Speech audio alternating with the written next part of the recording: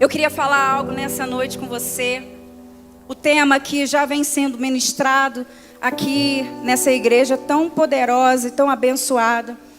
E fala lá em Malaquias capítulo 4, versículo 6. Um texto que talvez você conheça muito. Você já deve ter lido muito. E ele fala: eis que eu vos enviarei Elias, o profeta, antes da vinda do grande e terrível dia do Senhor. Ele converterá o coração dos pais e o coração dos filhos para que eu não venha e fira a terra com maldição. E muitas vezes, queridos, eu queria que você pudesse se atentar nessa noite. Nós falamos de muitos espíritos. E você deve conhecer o espírito de Jezabel, o espírito de Mamon, Leviatã. Muitas vezes nós ficamos aprofundados e conhecedores dos espíritos malignos. E muitas vezes nós não somos aprofundados e conhecedores do espírito que vem de Deus. E a Bíblia vai dizer de forma muito clara que o Senhor promete que chegará esse tempo em que Ele derramará, antes da grande e terrível dia do Senhor, Ele vai enviar um espírito. E Ele especifica o tipo de espírito que Ele vai enviar. E Ele fala que vai enviar o espírito do profeta Elias. Então, a Bíblia diz que ele vai ser enviado para um propósito específico. Fale comigo, propósito específico. Se ele vai ser enviado por causa de um propósito específico, significa que haverá uma necessidade, o quê? Específica. Porque Deus, ele é preciso naquilo que ele faz. E muitas vezes nós temos ouvido os noticiários onde falam de absurdos de pais que deixam os seus filhos na lixeira. Esses dias eu vi um pai que vendeu um filho em troca de um iPhone. Filhos que estão sendo trocados no aeroporto. Filhos que são esquecidos em tudo quanto é tipo de ambiente. Filhos que estão processando os pais por causa de dinheiro, para que venham reivindicar aquilo que é necessário, ou até mesmo de direito, pode ser até mesmo legítimo. Mas a grande questão é que nós estamos vendo, queridos, de tudo. O caos já está instalado na terra. O caos não vai se instalar. Não, o caos já está instalado. O caos vai piorar. Ele vai somatizar naquilo que já existe, naquilo que é uma... Deveriam ser exemplo, que são a base de tantas coisas. Estão sendo atacados pelo nosso inimigo decretado, Satanás. É porque o diabo ama uma geração órfã. Enquanto Deus ama uma geração que sabe o pai que possui, que se sente amado pelo pai que possui, o diabo ama uma geração órfã. Porque ele sabe o quanto que uma geração órfã é paralisadora. Ele sabe disso. E por saber disso, ele não para de trabalhar. Então, o propósito do diabo é gerar filhos que não se sentem amados pelos pais e que automaticamente não se sentem amados por Deus, se sentem indignos e não merecedores desse amor. Eu queria que você pudesse pensar nisso, sabe por quê? Porque nessas horas, quando a gente ouve isso, sabe o que a gente pensa? A gente pensa que isso acontece lá fora. A gente pensa que isso só acontece no mundo.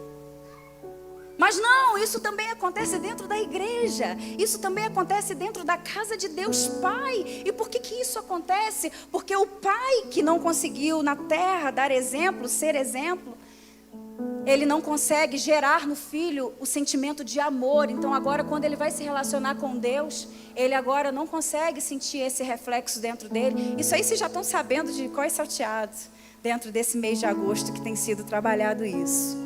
Então, a família, ela é uma das primeiras instituições de Deus. Ela é instituída por Deus na terra. Em primeiro lugar, Deus cria Adão, depois Deus cria Eva, e logo em seguida eles multiplicam e têm os seus filhos, constroem a primeira família, né? A primeira instituição. E esse ambiente, Deus esperava que fosse um ambiente cheio de amor, cheio de acolhimento, cheio de afeto. Eu queria que você pudesse pensar comigo. Imagina aqui comigo Isabel, tão já avançada em idade, e ela, consegue carregar um filho em seu ventre, já avançada. E ela de repente se encontra com Maria, que também está grávida agora de Jesus. E elas juntas ali ficam curtindo os seus filhos, que estão sendo gerados dentro do seu ventre. Lá na igreja nós chamamos gerar, terra do avivamento. Porque o avivamento ele é gerado dentro de um ventre. Por isso que o nome da igreja é gerar, porque nós geramos algo no mundo espiritual. E esses dias eu fiz uma barriga fictícia e fingi que estava grávida, porque todo mundo da igreja me liga e me manda mensagem assim: pastora, sonhei contigo grávida. E eu falei: é verdade, querida, eu estou grávida de um avivamento. E eu coloquei aquela barriga grandona e fiz um vídeo. E ele, como pai, veio, acariciou, me deu beijo, a gente jogou. E ali eu falei assim: daqui a pouco o avivamento está nascendo. E ele vai acontecer, e eu creio nisso. Carioca é muito bagunceiro, irmãos. Mas eu já estou profetizando aquilo que vai acontecer. Eu tenho certeza. Não que o avivamento vai passar por lá, mas que nós seremos uma família espiritual madura para poder gerar esse avivamento. E nós temos buscado construir esse avivamento no coração e no ventre de todos eles que estão conosco. Então, Deus está construindo algo lindo ali no ventre de Isabel, no ventre de Maria. Por quê? Porque Deus está gerando. Então, Satanás, sabendo disso, ele simplesmente olha e fala assim: eu adoro destruir os planos de Deus. O meu prazer está em destruir esses planos. Mas se ele consegue destruir as bases de todas as coisas, que é a família, ele também consegue destruir a próxima geração que vai vir após essa família, através de filhos e através de netos. Então, queridos, a deturpação, ela começa quando a nossa família começa a ser tocada por sentimentos e princípios que não vêm do reino. E é por isso que nós precisamos estar vigilantes, porque naquilo que diz respeito a sentimentos, precisam ser controlados pelo Espírito de Deus. E quando nós colocamos os fundamentos e os princípios no lugar do fundamento, nós conseguimos de forma muito fácil, de forma muito rápida, eliminar os sentimentos que não vêm do reino de Deus, mas que vêm do império das trevas. Eu queria te lembrar nessa noite que a Bíblia deixa claro que as trevas é um império, possuem um imperador. Mas o reino não. O reino, ele é um reino de luz e é o reino do Filho do seu amor.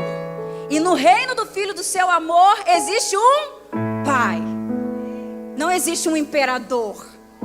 Existe um Pai que ama os seus.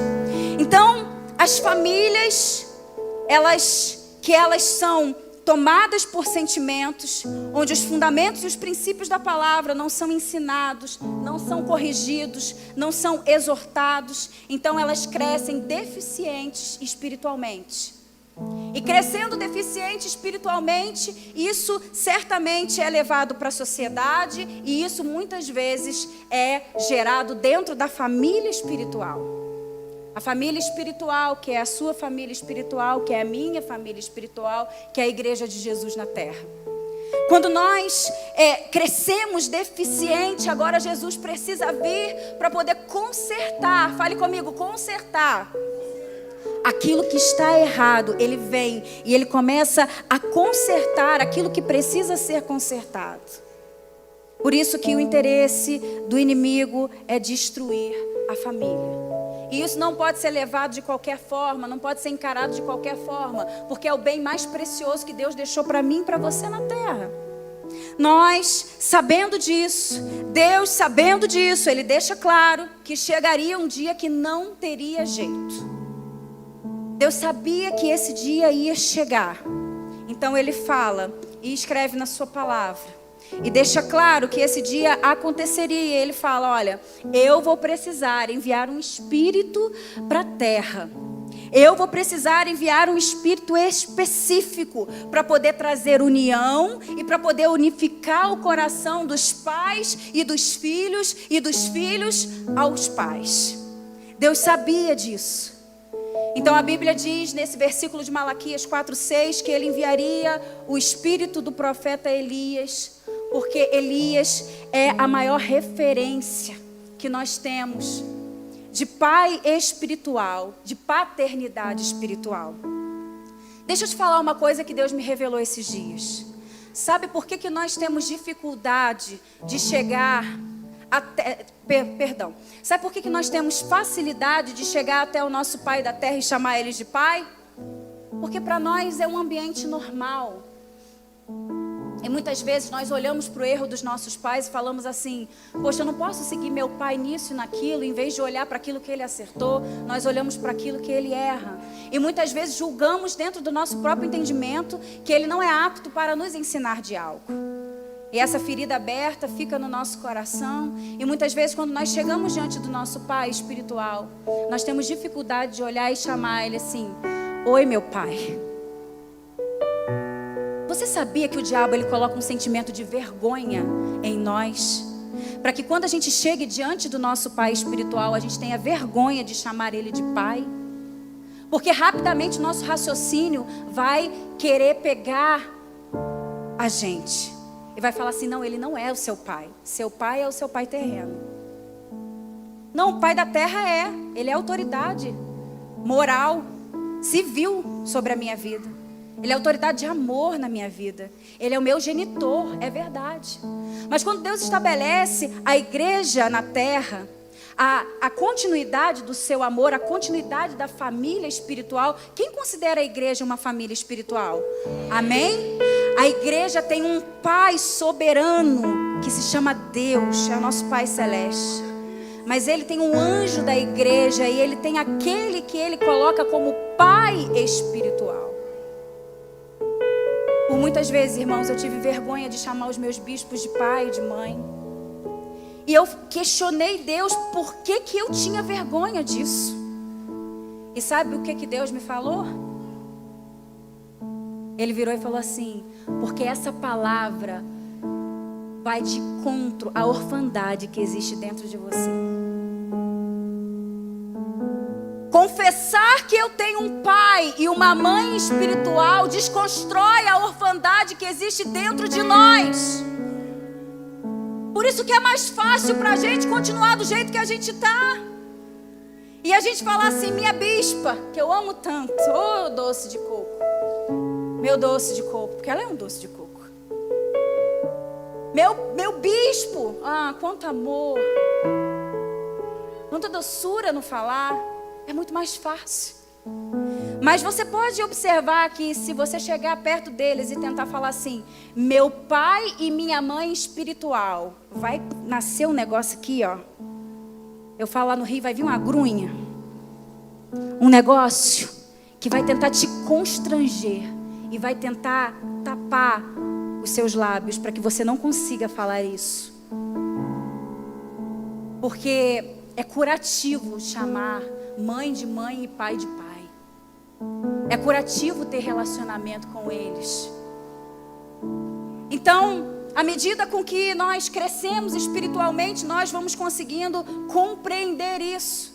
E a gente vai ver algo muito importante na Bíblia, um momento muito importante na Bíblia, que a palavra diz que Eliseu ele se desespera quando Elias ele está para ser levado ao céu, que ele está indo embora, e ele começa a gritar, e ele fala uma frase específica que você deve conhecer. Qual é? Meu pai, meu? Ele fala, meu pai, meu pai. Irmãos, Eliseu entra em desespero. Ele começa a ficar emocionalmente desestruturado, porque Elias deixa uma marca de amor tão grande em Eliseu. Elias marca a estrutura de Eliseu de forma tão poderosa, com um cuidado que ele exercia sobre ele tão forte, que a partida de Elias é real, ela é sentida por Eliseu. Então Elias começa a entrar em choque e ele começa a ficar desesperado com a possibilidade do pai espiritual dele ir embora. Dele não ter mais o conselheiro, dele não ter mais o cuidado, ele não ter mais a proteção, não ter mais a provisão, não ter mais destino, não ter mais caminho para trilhar. Porque agora ele está fazendo uma transição, ele está saindo da posição de filho, tendo que entrar na posição de pai. Começar a assumir responsabilidades outrora não assumidas. Ele precisa agora entrar dentro dessa posição. Quando a gente lê a Bíblia, normalmente nós vemos Elias, o grande profeta, intimidado por Jezabel, chorando na caverna. O profeta que está ali caladinho, com medo. O profeta que mandou o fogo cair do céu e veio e lambeu a terra. É assim que nós enxergamos o profeta Elias. Mas a gente não consegue ver o reflexo de amor, de cuidado, a expressão de destino, a expressão de paternidade que ele deixa tão forte, tão intrínseca dentro de Eliseu, a ponto dele se desesperar e falar: meu pai está indo embora. Nós olhamos o profeta Elias da forma que a gente gosta de olhar, do âmbito religioso, do âmbito profético, do âmbito de poder que nós amamos, do sobrenatural. Mas não conseguimos enxergar Elias como revelação do amor de Deus. Não conseguimos entender o quão poderoso foi a paternidade de Elias no coração de Eliseu. Não conseguimos enxergar Elias dessa forma. Não conseguimos lembrar de Elias dessa forma. Só que Elias era um grande pai espiritual. Talvez em meio a tantos, numa escola de profetas, Eliseu foi aquele que despontou. Eliseu foi aquele que conseguiu entregar o coração por completo. E é por isso que Deus vem e ele deixa uma marca de Elias descrita dentro do livro de Malaquias. Não, ele não era apenas um profeta. Ele não era apenas um homem que pegou e mandou cair fogo do céu e eu fiz. Não. Ele não será lembrado sobre isso. Eu vou colocar um versículo lá na Bíblia, que ele vai ser lembrado como um pai espiritual de amor. Ele vai ter um versículo lá na Bíblia que eu vou separar para ele, e vai ficar marcado no coração de quem lê, de quem entende a minha palavra, de quem consegue compreender o meu amor, o meu cuidado, a minha proteção, que ele será marcado como um grande pai espiritual que ele foi. Era assim que Deus queria que Elias fosse marcado. Então Deus separa esse lugar específico no Antigo Testamento e deixa claro: existe um espírito restaurador. Existe um espírito poderoso que eu separei para um tempo específico, que virá na terra e fará a diferença, que virá sobre um tempo específico. Fale comigo: o espírito de Elias. E não só isso, irmãos, tem mais. Fale comigo: tem mais. A terra não será ferida por maldição só por causa desse espírito. Uau! Quando eu penso nisso, eu fico maravilhada, porque a palavra de Deus, ela tem os seus mistérios escondidos. Ela tem as suas coisas que Ele revela somente aos príncipes e às princesas.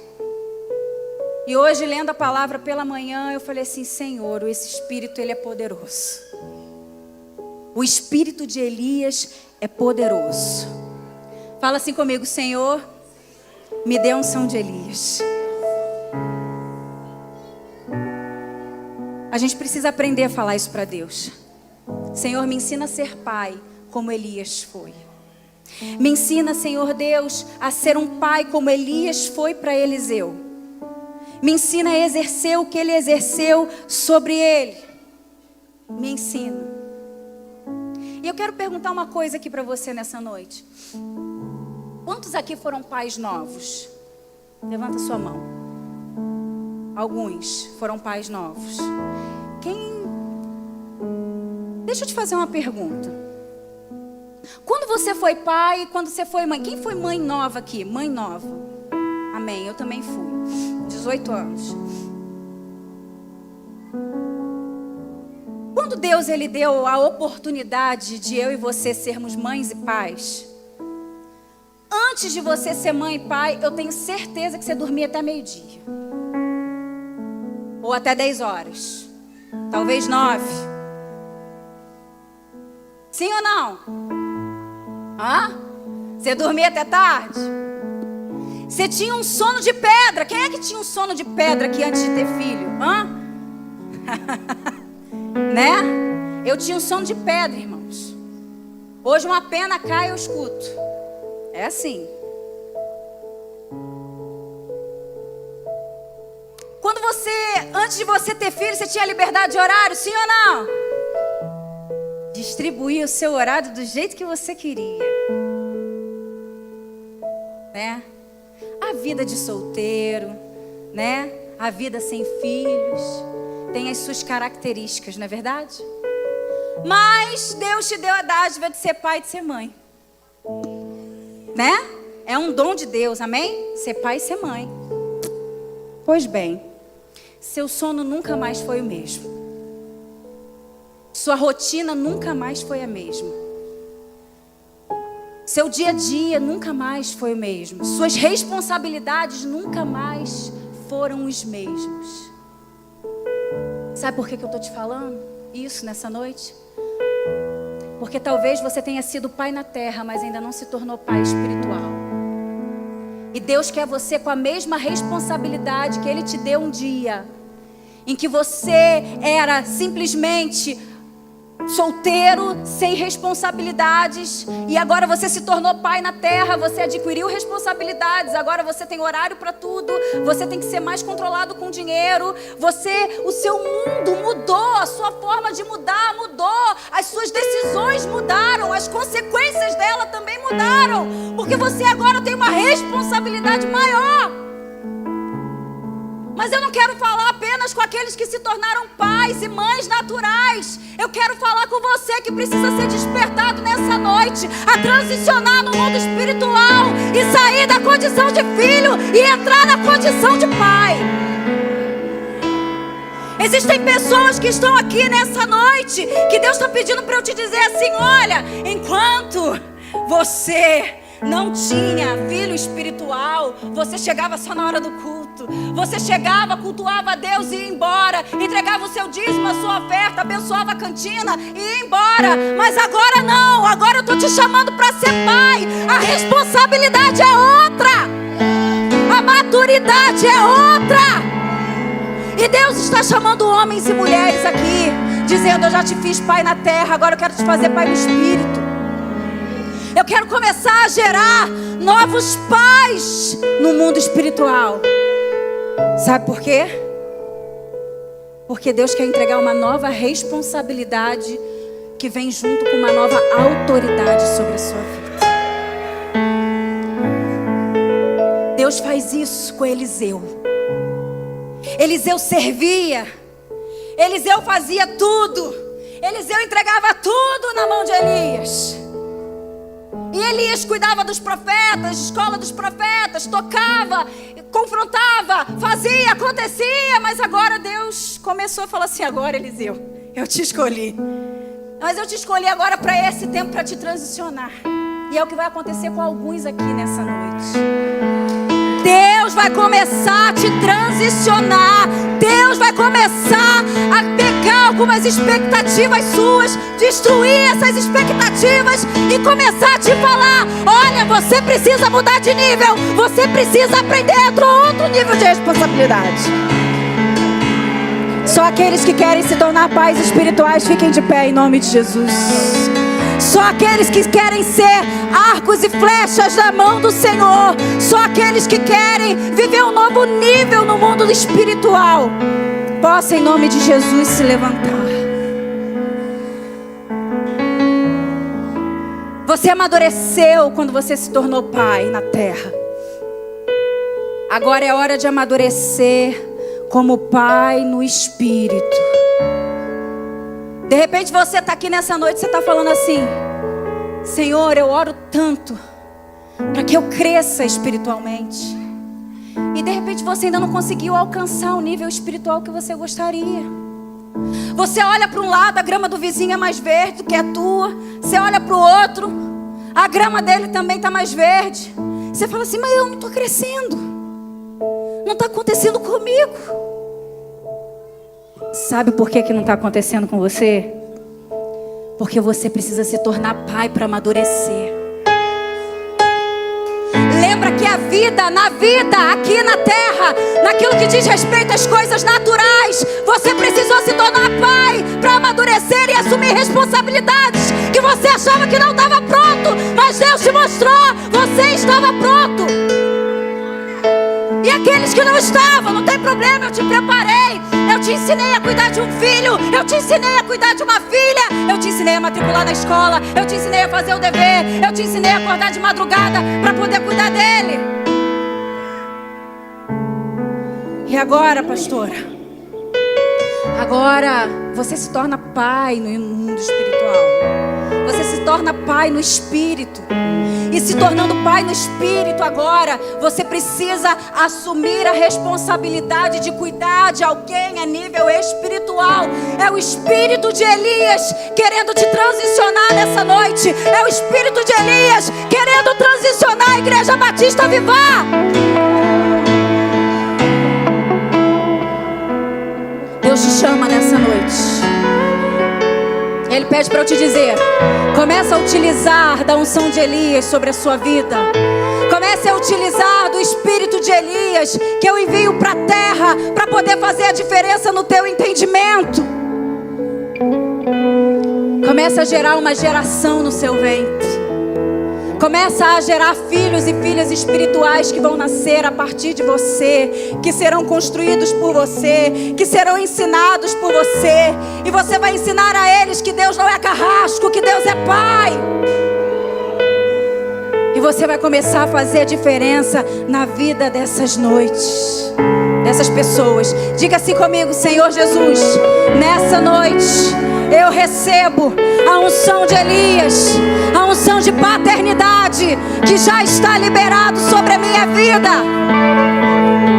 O espírito de Elias já está separado para mim e para você. Agora preste atenção aqui, preste atenção aqui. Preste atenção aqui no que eu vou falar, já estou entregando. Preste atenção aqui. Existe uma coisa que o Senhor pede para eu dizer à igreja nessa noite. Foi no meu devocional hoje pela manhã. Eu já tinha encerrado a palavra. Minha palavra é breve para poder entrar o meu marido. Mas o Senhor colocou aqui no meu coração: vem, evangelista. Ele falou algo muito poderoso e eu quero entregar à igreja nessa noite. Ele falou assim comigo: filha, fala para minha igreja que os desgastes dos anos de convivência entre Elias e Eliseu, os desgastes dos anos entre Elias e Eliseu não fez com que Eliseu quisesse se separar de Elias. Deixa eu te falar uma coisa: qualquer relacionamento gera desgaste. Os anos geram desgaste. Se você não estiver preparado emocionalmente para aprender a lidar com os desgastes dos anos, vai chegar uma hora que você vai querer olhar para o teu pai espiritual e vai falar assim: eu estou cansado. Mas Deus pede para eu dizer para a igreja nessa noite: enquanto estiver cansado, descanse. Recupere o seu fôlego, recupere a sua consciência e tome de volta o teu lugar.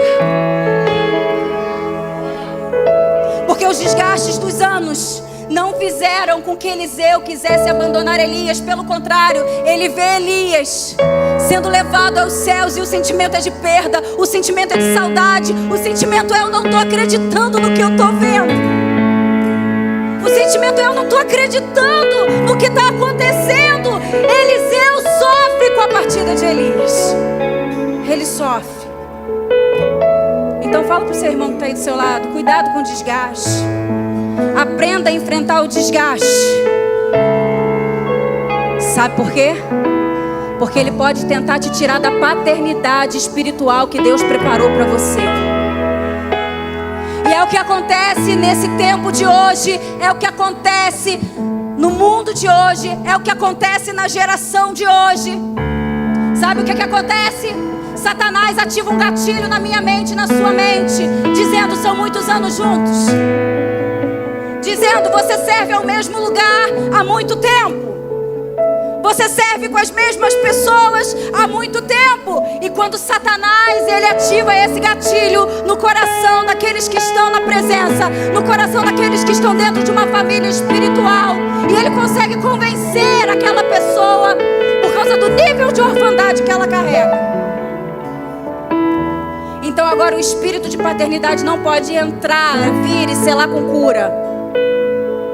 Porque agora o espírito de paternidade e orfandade, roubou o propósito de Deus dentro da família espiritual que ele estava. Cuidado com o desgaste. Deus, ele quer te renovar nessa noite. Eu queria que você pegasse a sua mão direita e você colocasse nessa região aqui, ó. Essa região aqui, região das angústias, das expectativas que não aconteceram na sua vida. E você vai fazer de forma profética. Você vai retirar essa angústia. Sabe qual é o significado de angústia? Expectativas, ânsias que não foram correspondidas. E você, de forma profética, você vai retirar todo o desgaste que existe dentro de você. E você fazendo um movimento agora de retirar espiritualmente das suas emoções agora. Você vai falar: sai em nome de Jesus. E profeticamente você vai colocar a sua mão direita e você vai declarar assim: Senhor, que o espírito de paternidade possa nessa noite trazer cura às minhas emoções. Eu abro mão das angústias, das expectativas não supridas, porque eu tenho o Senhor que me supre em paternidade estabelecida pelo teu Espírito dentro de mim. Agora eu quero te dizer mais uma coisa. Não é o que você ouve aqui, é o que você executa a partir daqui. Você está aqui ouvindo em espírito e em verdade, com seu coração aberto. Mas não é o que você ouve, é o que você executa ao sair daqui. Para que o espírito de orfandade bata em retirada, é necessário que o espírito de paternidade venha e traga cura e estabeleça a cura. E é por isso que nessa noite eu queria que você pudesse fazer essa oração no seu lugar e você pudesse declarar: Senhor, toda estrutura de orfandade, toda carga de orfandade que possa existir dentro de mim, dentro das minhas estruturas emocionais, Senhor, em nome de Jesus, eu submeto ao teu Santo Espírito e eu declaro nessa noite, na autoridade do nome de Jesus, que o espírito de Elias, que vem para restaurar, o espírito de Elias, que vem, Senhor, para poder trazer unificação, possa, em nome de Jesus, trazer a cura e a restauração que eu preciso. Comece a declarar no seu lugar, em nome de Jesus.